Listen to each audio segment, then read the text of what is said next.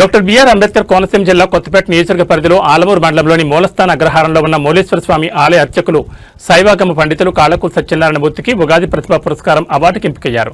అమలాపురంలోని కలెక్టరేట్లో జరిగిన అవార్డుల ప్రదానోత్సవంలో కలెక్టర్ మహేష్ కుమార్, దేవాదాయ శాఖ అసిస్టెంట్ కమిషనర్ వి సత్యనారాయణ అధికారుల చేతుల మీదుగా పురస్కారాన్ని అందుకున్నారు. ఈ సందర్భంగా దేవస్థానం కార్యనిర్వాహక అధికారి మద్దూరి శివరామకృష్ణ, ఆలయ అభివృద్ధి కమిటీ చైర్మన్ ఉప్పులూరు సత్తిపండు, గ్రామ పెద్దలు, నాయకులు కాళ్లకూరికి అభినందనలు తెలియజేశారు.